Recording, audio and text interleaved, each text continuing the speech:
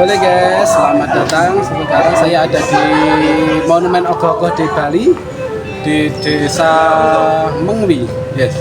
Oke, saya ada di sekitar Monumen Ogoh-Ogoh dan sekarang saya akan sedikit wawancara dengan penjaga monumen ini, dengan Bapak Ketut Nuwada.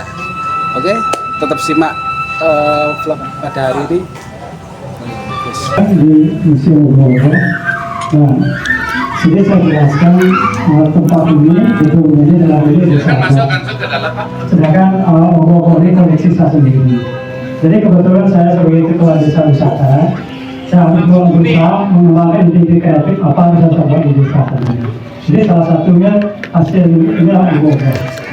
Jadi Ogoh-Ogoh itu merupakan karya seni patung dalam wujud yang besar itu dengan Ogoh-Ogoh, yang kecil dengan boneka. Jadi Ogoh-Ogoh itu keberadaan cuma setahun sekali untuk menyambut area itu. Jadi satu hari sebelum hari itu kita adakan arakan untuk festival Ogoh-Ogoh. Nah pada umumnya Ogoh-Ogoh itu habis dipakai langsung dibakar. Kenapa dibakar? Karena Ogoh-Ogoh itu bersifat sementara. Berbeda dengan patung beton atau patung besi, itu kan alami. Tapi kalau Ogoh-Ogoh itu bahan dari bambu, kertas, atau zaman dulu pakai styrofoam. Biasanya apa yang diarah itu kadang tangannya patah, kepala sudah rusak, akhirnya mereka rela membakar. Nah sekarang apa sebenarnya filosofi Ogoh-Ogoh itu? Pada awalnya Ogoh-Ogoh itu mengambil wujud daripada buta kala. Buta kala itu ada dua bahasa, buta dan kala. Kala itu artinya waktu, buta itu artinya alam semesta. Jadi buta kala itu adalah simbolis daripada kekuatan waktu dan alam. Nah kenapa wajahnya menakutkan? Karena waktu itu memang mengerikan. Sehingga disimboliskan kala itu satu yang menakutkan. Kenapa waktu menakutkan? Karena waktu itu akan melenyapkan semua yang ada di dunia ini. Contoh realnya kita punya mobil misalnya. Begitu kita beli warnanya bagus, sekian bulan sekian minggu akhirnya lenyap. Jadi apapun yang di dunia ini pasti akan hilang. Nah, itu disimboliskan waktu satu yang menakutkan. Nah, alam pun juga bisa menakutkan. Kapan saat alam menakutkan? Pada saat alam bisa ada pohon dan tebang sembarangan. Apa yang terjadi? Itu pun juga bisa membinasakan kita, seperti tanah longsor, banjir bandang. Itu pun juga mau. Nah, sekarang bagaimana caranya biar dua ini, buto dan kalau itu menjadi positif? Waktu isilah selalu dengan bersembahyang. Makanya setiap agama ada aturan, di mana mungkin umat Muslim ada 5 waktu, kalau di umat Hindu 3 waktu. Isilah waktu dengan seperti itu. Jadi kalau kita sudah melakukan kegiatan itu, Ogoh-Ogoh butuh kalau tidak akan menakut lagi seperti Ogoh-Ogoh ini. Jadi waktu tidak akan mengerikan lagi. Justru dengan adanya waktu, bisa itu kita sempurna. Nah, sekarang alam, lestarikan alam. Jangan kita menebang pohon sembarangan. Nah, jadi oleh karena itulah kita layak alamnya disebut ibu pertiwi. Kenapa kita nyebut ibu pertiwi? Karena dari alamnya kita makan. Contohnya kalau ibu kandung dengan senang hati berikan air susunya kepada anak-anaknya, ibu alam semesta dengan senang hati berikan biji-bijian, buah-buah, sayur-sayur sehingga kita bisa hidup. Oleh karena itulah orang Bali selalu memuja ibu alam. Anggap sebagai ibu. Jadinya kita tuh harus kita harus menghormat kepada dua ibu kandung dan ibu alam semesta. Jadi itulah filosofi daripada Buddha Kala. Buddha Kala itu menakutkan tergantung individu kita. Kalau kita salah menggunakan alamnya, ya salahkan alam memberikan bencana kepada kita. Begitu juga waktu. Jadi oleh karena itulah tidaknya kita waktu istilah selalu beriaknya kalau orang Bali namanya. Kalau mungkin memakai beriaka. Jadi kalau kita sudah seperti itu, kita tidak perlu takut dengan waktu. Nah, itulah penjelasan awal daripada Ogoh-Ogoh. Nah, setelah itu baru koleksi kami ini ada berbagai cerita Ramayana, ada Mahabharata, ada para dewa juga ada. Jadi koleksi ini kan pilihan. Ini suatu hal misalnya seperti contoh dari pasar ada, dari Kodia, dari Bandung juga ada, dari Jambi juga ada. Jadi kadang-kadang survei dulu. Nah, yang mana yang terbaik nanti saat ini bisa simpan di sini. Jadi koleksinya adalah kami beli. Ya, beli masing-masing dari jasa. Nah sekarang Ogoh-Ogoh setiap tahun selalu ada perkembangan. Sekarang ada teknologi juga. Mungkin pernah lihat Ogoh-Ogoh bisa bergerak kan, ada kepalanya goyang-goyang. Kami belum punya seperti itu. Kenapa? Karena mesinnya yang mahal. Jadi satu goyang kepala itu bisa 5 juta kan, ada mesinnya. Jadi kami tidak belum mampu mengoleksi yang ada mesinnya. Karena kadang-kadang mesin itu diambil lagi sama yang punya. Ini bahannya apa aja? Bahannya itu kalau dulu ini koleksi kami ada yang 10 tahun lalu, zaman itu bisa pakai styrofoam ini. Sekarang kita ada perbaikan lagi pakai styrofoam, harus pakai tangan alami. Kenapa? Karena mereka Ogoh dibakar. Kalau styrofoam dibakar kan yang menolaki. Iya, polusi. Ya, sehingga sekarang dipakai alami. Nah, sekarang dengan ada musuhnya banyak, sekarang teman-teman kita tidak bakar Ogoh-Ogoh lagi. Kalau ada yang utuh dia bungkus dengan plastik sekarang kan, kalau dibakar dibuka langsung di-share lagi di grup dijual. Jadi modalnya bisa kembali karena ini Ogoh-Ogoh ini beda dengan upacara atau Banten. Ini tidak ada istilah unsurnya terlalu. Jadi sepenuhnya Ogoh-Ogoh seni. Jadi tidak ada kait dengan upacara. Makanya di sini makanya bisa dijual belikan. Nah sekarang seperti itu. Makanya kalau dulu kan kenapa mereka takut itu karena pokoknya rusak. Nah, sampai itu juga memang banyak masyarakat masih memiliki pandangan negatif terhadap Ogoh-Ogoh. Jadi saya pelajari apa sih Ogoh-Ogoh itu, ternyata Ogoh-Ogoh itu berupa karya seni patung dalam wujud yang besar tapi bersifat sementara karena bahannya dari kertas. Ini rajanya Ogoh-Ogoh yang mana?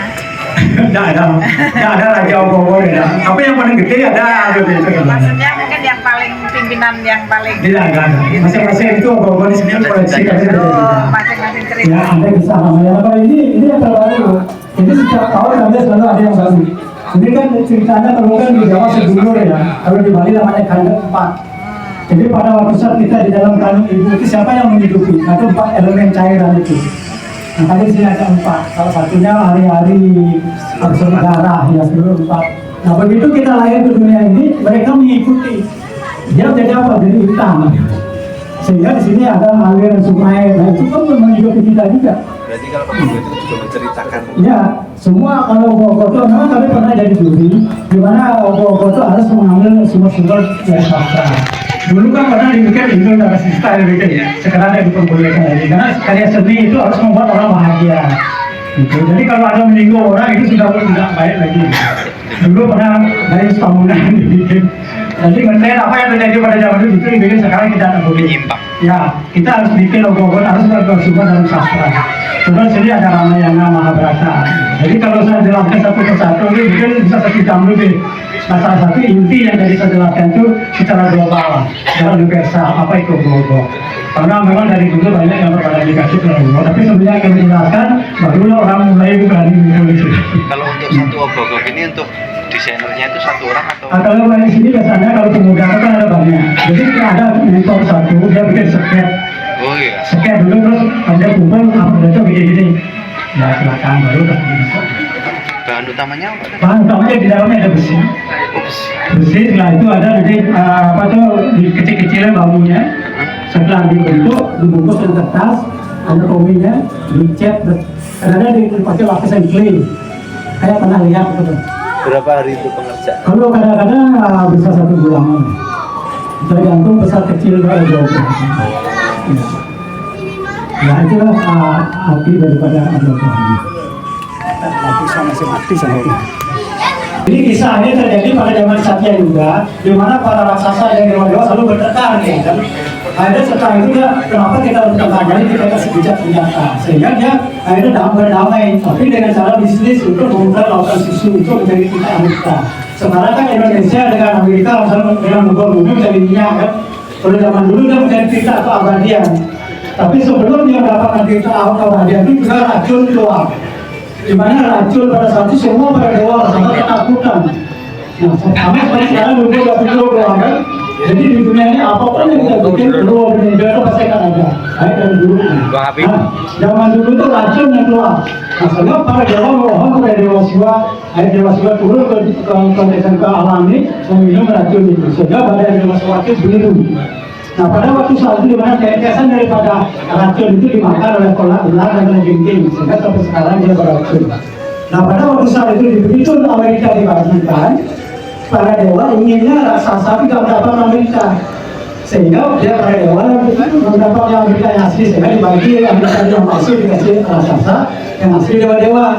Tapi ada salah satu raksasa bernama Rahu, dia tahu dia ditipu, sehingga dia menginap di pasukan para dewa. Nah, pada saat itu begitu dia minum Amerika, diberitahu oleh Surya dan Chandra bahwa dia raksasa dan dikasih sudah masuk dalam mulutnya, sehingga Chandra sudah pernah menempel kepalan dia, sehingga karena dia sudah mendapat Amerika jadi abadi. Nah, akhirnya badannya itu rusak, sehingga dia punya kepala aja. Nah, pada waktu saat itu dimana tetesan daripada darahnya itu jatuh ke bumi menjadi bawang merah, bawang putih. Lalu sekarang bawang merah, bawang putih itu mengandung obat. Maka sampai sekarang mengandung obat. Kenapa? Karena obat pada waktu itu terpulih dari Amerika itu. Tapi kalau orang-orang yang spiritual dia tidak makan bawang merah, bawang putih, karena darah daripada orang lain. Nah, pada saat itu dia marah sama Surya Chandra. Hai Surya Chandra, suatu saat saya akan makan kamu gitu. Sehingga pada waktu saat itu dia jangan itu maka ada terjadi gerhana matahari dan bulan. Jadi reduplah cahaya daripada matahari dan bulan pada saat itu. Karena inilah yang makan. Karena dia ada punya badan, dia keluar lagi. Nah, itu sekarang ada peneliti apakah betul ternyata ada salah satu planet hitam yang tidak bisa ditemukan oleh siapapun, itulah Rahu. Jadi ini ceritanya terjadi pada zaman Satya juga. Nah, jadi setiap ogoh-ogoh ini detail satu-satu ada suatu hal yang kita bisa pakai dan kita. Nah, mungkin kalau ada yang Layaknya apa?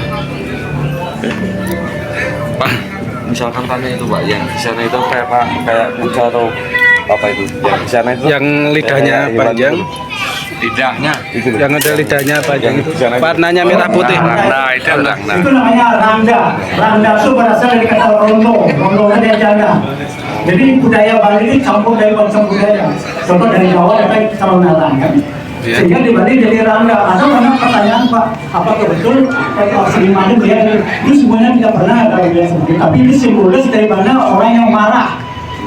Jadi kalau kita aja tak lagi marah-marah lama-lama aja kita seperti itu juga. Itu maksudnya. Oleh karena itulah kita kendalikan diri, jangan suka marah. Karena kalau kita marah sekian detik dalam jiwa menjadi penyakit. Jadi leluhur dulu itu menyampaikan suatu filosofi mereka dengan dibungkus gitu. Nah, itu makanya artinya Rangda.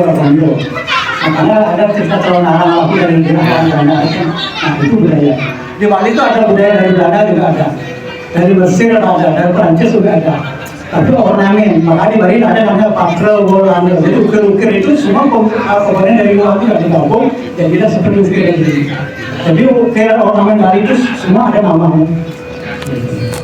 Nah itu makanya kalau leluhur kita dulu tuh menerima budaya luar itu seperti uang kepeng itu kan dari Cina juga. Orang saya dari tapi dibuat sedemikian rupa sehingga menjadi berbeda. Jadi kita tidak alergi dengan budaya luar, tapi kita kombinasi. Kalau ini yang disebut dengan leyak itu apa sebenarnya? Kalau leyak sebenarnya tidak jelek. Oh, tidak ada. Leyak kalau bahasa Bali liyeh asaro. Jadi orang berpengetahuan. Nah, pengetahuan itu juga di situ mereka itu tidak individu. Sama seperti masalah senjata atau pisau. Siapa yang megang pisau? Kalau dokter megang pisau dia untuk menyembuh penyakit orang. Tapi kalau perampok untuk membunuh orang. Nah, tergantung individunya. Pengenalan seperti itu juga. Itu ilmu yang ada jelek. Itu semua orang tahu punya hobi. Tapi kapan saatnya ilmu itu mengganggu orang lain? Ya tahu itu.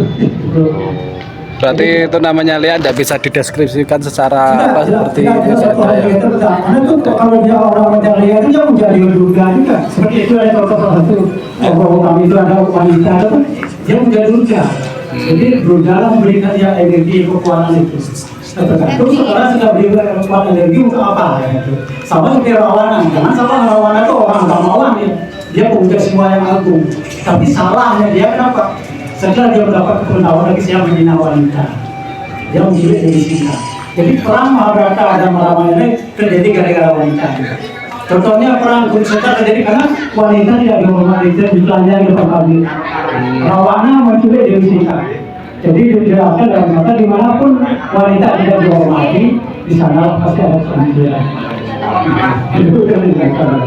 Siap. Jadi makanya